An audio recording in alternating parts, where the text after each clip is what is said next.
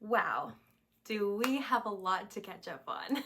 Hey, sweet friend, welcome back to my YouTube channel. This seems really weird to say because I think it's been almost 9 months or about 9 months since I posted the last YouTube video, which was our wedding video, which is absolutely crazy. I apologize. I don't know if anyone cares, but it might have seemed like I fell off the face of the earth. But a lot has been happening in our lives. And so YouTube, unfortunately, just kind of took a little bit of a back seat. But things are kind of at a lull right now before they pick up again and get crazy. But I'm like, I want to film a YouTube video finally. And there's a lot that I need to fill you in on because otherwise, you're gonna be very confused. So let's just get into the video and just kind of share what's been going on in our lives. There's been so much over the last 9 months or just year in general. So first big life update is that Michael and I are pregnant. It's funny because the last video was our wedding video and now we're expecting our first baby. And so that probably seems very quick. It was quite the surprise to us. We weren't necessarily trying, it was unexpected to us, but like I keep reminding myself, not unexpected to God. So currently I am, let's see here, what day am I filming this? In 2 days, I will be 40 weeks pregnant. It'll be my due date, which is crazy. I kind of wish I would have documented this whole journey a little more for you guys on YouTube, but again, so much other stuff going on, which I'll explain in a little bit. But I'll be 40 weeks with our baby boy, our first baby, on March 4th. So depending on when you see this video, I will be overdue or I will. So baby's pretty cozy. He probably will be a little late, which is okay. I am totally content. This whole pregnancy has been super smooth. So I can't really complain. I haven't had too many complications really at all. Baby's been super healthy. Just praising God about all of it really. So that is like the biggest life update for us. It was quite the surprise to us, obviously, not trying, being newly married, just, you know, all the emotions that you feel when you're newly married and you just wanted to have that time together. And then sometimes when you're newly married, those finances are tight. There's just a lot of things that you worry about. And so that's just kind of what our last like 9-10 months have been through this pregnancy, is just really learning and relying on the Lord, learning to trust him as our provider even more than we have before because of this new life that we're bringing into the world, and just spending a lot of time, Michael and I, together, just getting to soak in our moments, our last moments before it's just the two of us, before there's another one joining us. So that has been the biggest thing. So I will share some pictures here and there of what the pregnancy has looked like. I didn't have too much morning sickness, which was super, super nice. Just a little nauseous, and then again, super, super smooth. So I'm so thankful. Please be praying for us as we deliver. It could really be any day, but my doctor and I are kind of thinking it'll be a little bit later, which again, is totally fine. So that's like the biggest thing that has been occupying our lives lately. It has been such a blessing though. We are so excited. I am going to be doing a nursery reveal for him, but then again, I figured it would be better to do a life update video because if I just posted a nursery reveal video, you'd be like, what the heck? Like, I didn't even know Tara was pregnant. So that is why we're doing a ginormous life update today. And then a few weeks ago, actually just a week ago, Michael and I celebrated our first year wedding anniversary, which was so sweet. Got to reminisce on the day and just how stinking beautiful it was. If you didn't see that video, I'm going to link it down below. You can watch our wedding video that our awesome friend made and recorded and shot for us. It was so sweet to be able to celebrate that. We just took it really chill, had a really nice dinner, hung out, went to church. It's been so sweet. I recently turned 23 as well. So I had a birthday. It's like the last couple months have been like so many different things, but that has been so fun to celebrate so many milestones. And then as far as just like work life and what's been going on with that, I have been doing so much. And again, that's why I've been so absent here on YouTube, but I have been over the last, I want to say, honestly, a little bit even before the pregnancy, so probably the last year, I have been working on a secret project, a special project, which again, I know is the annoying thing for everyone to say, but I will be sharing it very soon. So make sure you're subscribed here and that you're following over on Instagram so that you can be the first one to know. But I have been working on that for the last year, and so that has been taking all of my time and my energy. Been on calls, been just working, writing. It's been taking up all the time. So that is the biggest thing that has been going on, which I will be sharing very, very soon, I promise.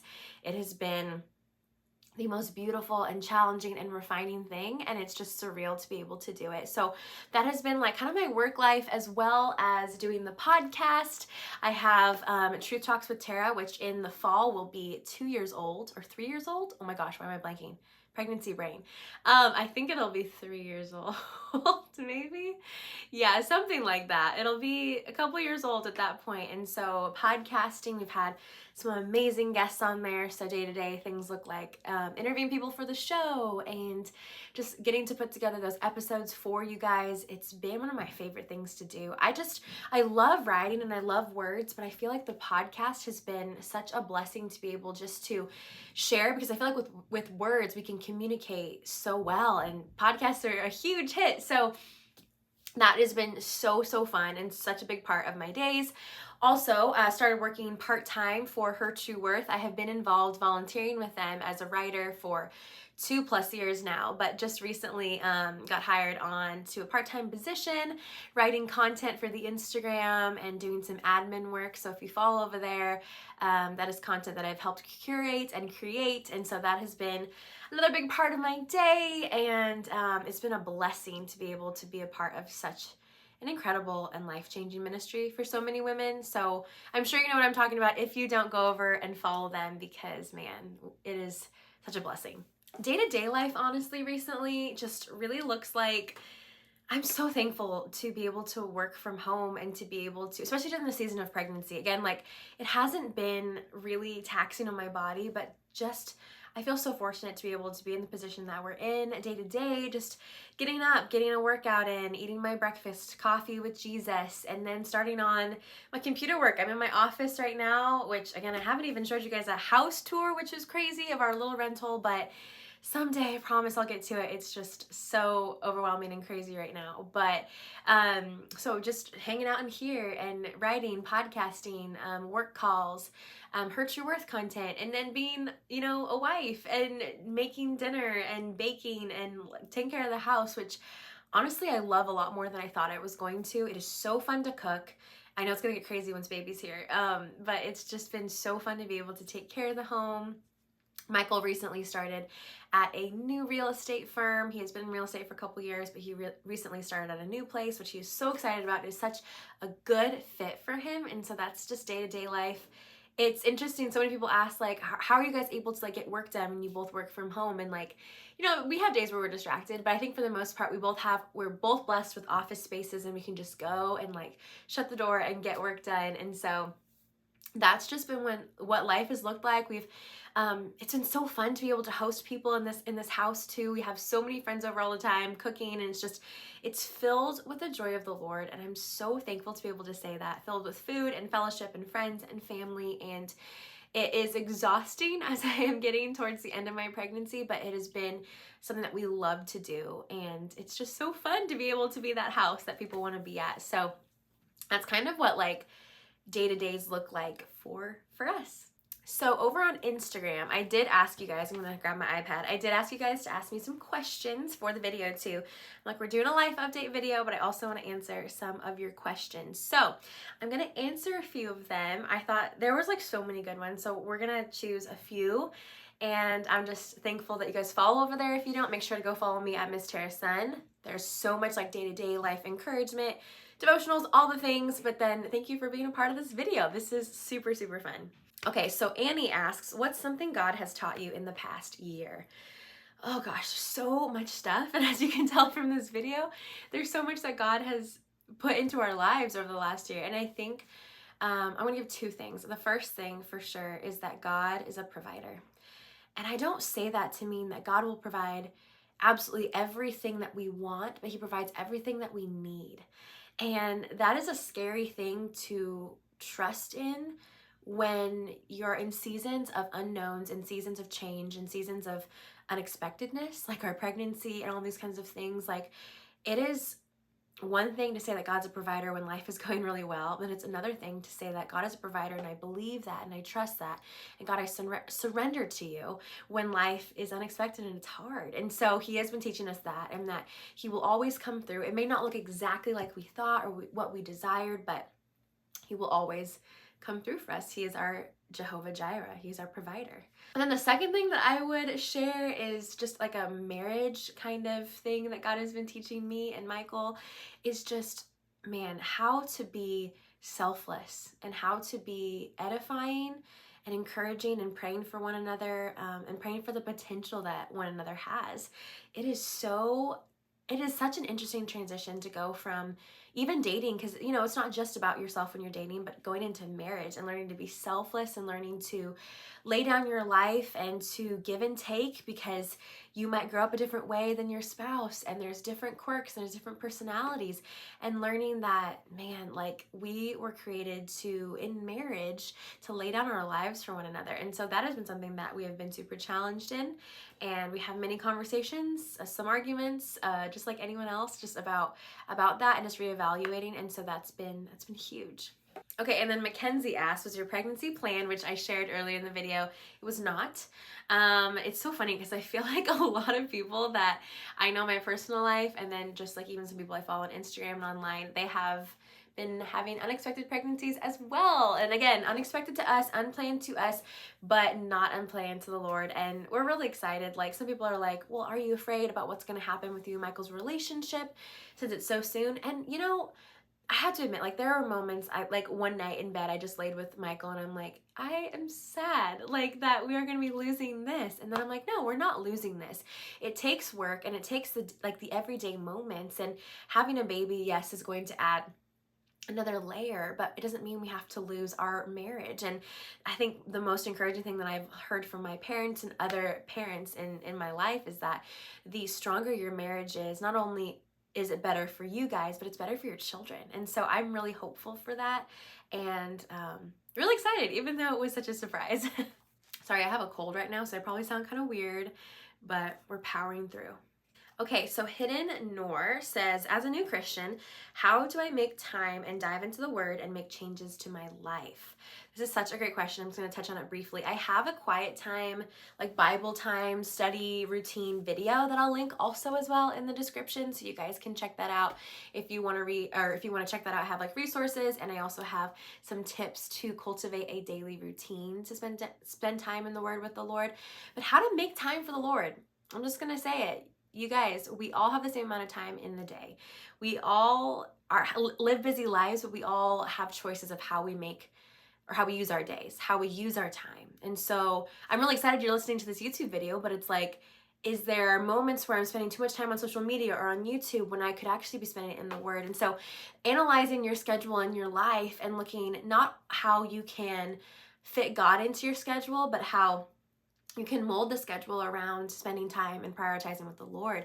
Because time with the Lord shouldn't be an afterthought, shouldn't be something that we just squeeze in here and there. It should be something that we really prioritize. And so that's the biggest thing, is just like, how important is it to you, and how important is that desire to be with God, and then making sure that you protect that time that you can give. And for me, it's in the mornings because that works for my schedule. Sometimes it's in the evenings if I don't get to it, but just protecting that time, finding an amazing Bible study plan or resource or study Bible, which again, I'll have a resource page linked below with all my recommendations too, for Bibles, Bible studies, all the things. And then just also just, I think something that we overlook is asking God through prayer to help us have the desire to spend time with Him every day. Because sometimes we're not going to want to, but we can ask God through prayer to help us want to. And even when we don't want to, say, God, I sometimes don't want to spend time in the Word, but like, get me in the Word at whatever cost. So don't underestimate the power of prayer to really just call the name of the Lord and the strength of the Lord, because we cannot do it on our own. But I promise that no one ever reads the Bible, no one ever spends time in God's Word and feels like it was a waste of time, because God's Word is living and active. Okay, my sweet friend Crystal Edwards asked a couple really fun questions. First one was favorite date nights for you and your husband, and then also, how is our dog? That's another life update. Oh my gosh, we have a dog. This is Gary. Gary the Golden Retriever. Don't ask really how we came up with that name. It's not based off SpongeBob, which everyone likes to think, but it was just like a goofy old guy name that we loved, and it fits him perfectly. But number one, Gary's doing great. He actually had to wear a cone for the second time the other day, not because so he first got fixed and then he had to wear a cone, and then the second time he got like super anxious and started like chewing on himself and like gave himself a rash, but he's over that and he's really good now. He's shedding like crazy. I don't know why I wear black anymore because it's just all over me when he's in the house. But Gary's great. Favorite date nights for me and my husband, for me and Michael. We honestly just love doing stuff super chill. I've been doing a ton of double date nights, which is really fun. So like movies or dinner or just like honestly having friends over and like playing Mario Kart on the Switch, which is so fun. But as far as like just one-on-one date nights, a dinner out, even just like going on a walk and driving around, going shopping, going to visit new coffee shops. Sometimes it's hard for us to find date nights or date ideas that don't cost money, which I don't always want to be spending money, right, when you're on a date night. But some of those things, like just taking a walk or just sitting down at dinner together and just like chilling and just like certain things like that that are just really low pressure, but they're just really intentional. And I think we've been trying to be more intentional about it since we are having a baby soon. So okay, great question from Joanna. She asked, how do we know if a Christian song is good to listen to or not? Because not all Christian music is theologically sound, which is so good. Honestly, we could do a whole YouTube video about this, and maybe we should. If you have any YouTube video recommendations of like things I should do, leave them in the comments below because I need ideas. But as far as this, the really broad and short answer I could give you is listen to a song, line it up with scripture. Does it honor God's word? Does it go against God's word? Is it sinful? Does it promote self or does it promote God? There are a lot of well-intended Christian musics, blah, blah. There are a lot of well-intended Christian songs that sound really nice, but they may not necessarily be wrong, but they focus a lot on self and praising self than praising God. And so maybe be on the lookout for music that talks more about ourselves rather than God and things like that. And so again, measure it up against the word. Look into just like if you have like a Christian artist that you really like, look into their music. Like overall, is their message God honoring and God centric, or is it like self-centric and like not have great theological doctrine, you know? Someone asked, which I'm surprised there's only one person, someone asked, what's your baby boy's name going to be? We are not telling anyone until he's born. We haven't even told our parents. It's been our secret, which at first was hard for me to accept because I hate keeping secrets, but it's just been fun because people have opinions, and whether they mean to or not, sometimes they just assert their opinions when you don't really need them because it's our baby. And so we're gonna share the name when he's born, so follow on Instagram. I will obviously do a YouTube video or something here too. But yeah, we're gonna share when he's born. And it's not like a crazy name, so people aren't gonna be like, that's super weird. At least I don't think so. But it's been fun just to honestly keep it to ourselves. So, okay, another friend asked, will you write a book? Okay, next question is from Brooke, and she asked, what has been a blessing about pregnancy? Which is so sweet, because I feel like a lot of people have like negative connotations around pregnancy. Not like necessarily like negative, but just like there's a lot of feelings on both sides, and sometimes a lot of people really give pregnancy a bad rap. And I know that my situation is very different, that we didn't struggle with infertility and that I had a very physically awesome pregnancy so far. But I mean, pregnancy is a beautiful thing no matter how a woman may feel through it, because it's a miracle growing inside. So honestly, for me, I think a blessing about pregnancy there's a few things, honestly. The first thing that comes to mind is me learning to ask for help. Because although I have so much energy, I'm able to work out a ton and be active and still work.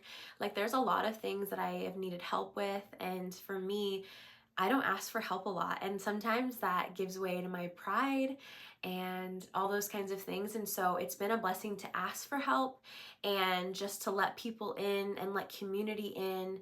And it's been really freeing for me to remind myself that I am not self-sufficient, that I need God first and foremost, but that's also great to have that community from my husband and from friends and family. So that's been a blessing.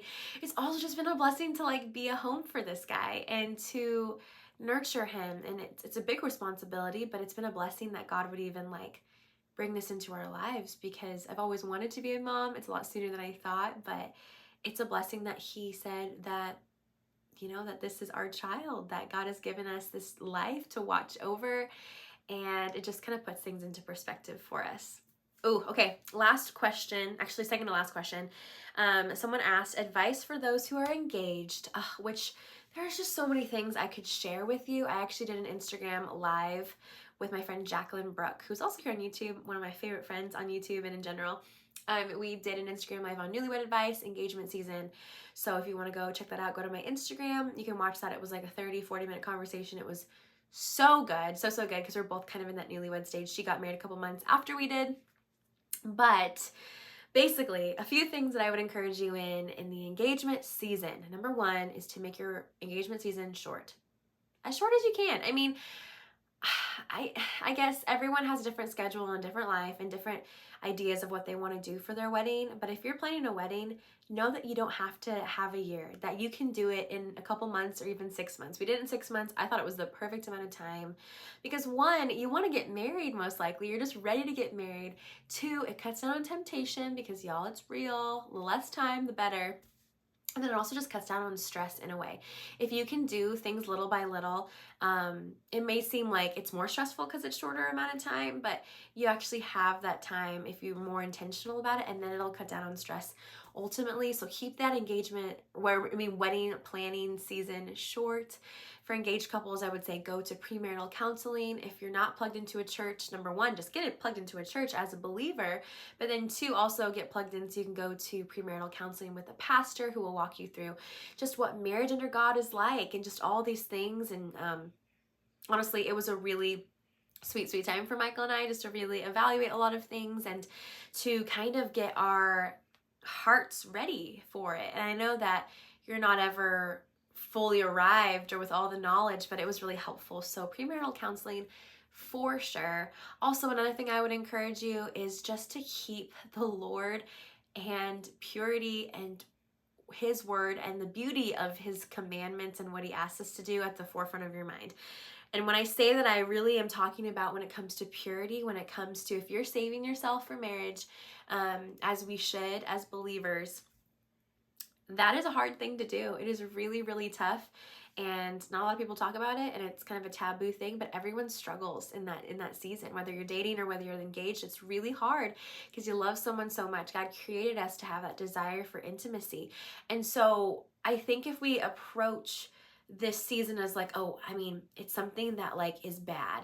No, intimacy and sex within marriage is beautiful, but we have to keep that in the forefront of our minds when we're engaged and remember, okay, God does not give me oppressive commandments. God gives me life-giving commandments because He wants me to have the fullness of joy and the fullness of life that He promises me. But that is if I just wait and if I just trust Him in this waiting season before I get married. And so I think I would just encourage you to just remind yourself of what God says about marriage and intimacy and really ask Him to help you see the beauty of it and the beauty in why He asks us to wait and His timeline and the way He laid it out, because God's the one who created all of this. And so He's ultimately the one that we should go to look for our advice and for our encouragement there. And also just be honest with your friends and your family, people that you're close with, and just be honest with where you're at. If you're struggling with purity, if you're struggling to wait, that's a huge thing to acknowledge. And I would just encourage you in that. But then definitely go watch the Instagram live. There's so much in that we talked about that I couldn't even cover in this video. And then the last question came from actually a friend from church, and he was asking how to navigate social media like as teenagers, as he has teens of his own. And so he was just asking like, how do we navigate social media right now? It's very different for girls and boys to certain extents, but just how in general do we steward it well? Because honestly, I really appreciate this question because social media is something that we can't necessarily avoid. Like, yeah, you don't have to give your kids a phone. You don't have to have social media, but it's something that it's inevitable. Our friends have it, our families have it, you know, and it's not a bad thing if we have it. Like, I love social media. I seriously love it.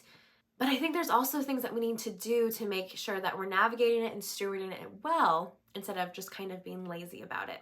So the first thing that I would say is just put some clear boundaries in place. And what I mean by that is just kind of examine the apps that you're on, the time that you spend on your phone, and kind of see how much time you're spending on each one and then what you're going to each app for? Because I think that's really important to know our intention behind why we're getting on the apps. Again, nothing wrong with it. Another way practically, so on Instagram, to safeguard yourself is to not go to your explore feed, to not go to places that, because the explore feed, or on Instagram or even on Facebook or some other places, that is a place that Instagram, like social media, curates for you. You don't have the power over that. And so to avoid those places, because there could be pictures or comments or content that is not glorifying the Lord, that is sinful or that is distracting to you.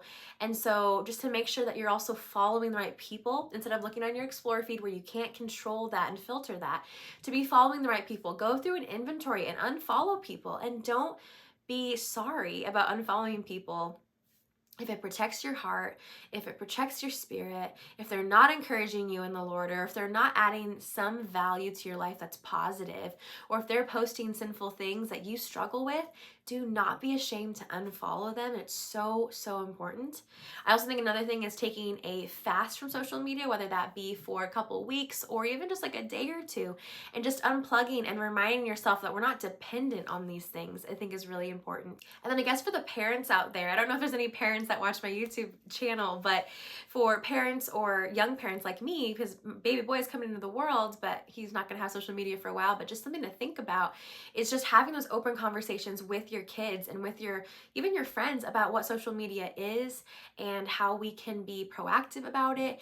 And just, I think with anything as parents, my parents did an amazing job of raising us to like have conversations about things, about like sex and about drugs and just like the things that you should stay away from or the things that are good. And so we had conversations a lot and it was open. And so my brother and I never felt like we had to tiptoe around a subject. And so with social media, I think maybe keeping that an open conversation and being like, okay, social media has so much potential to be awesome. Like we can use it for a really great purpose for the Lord.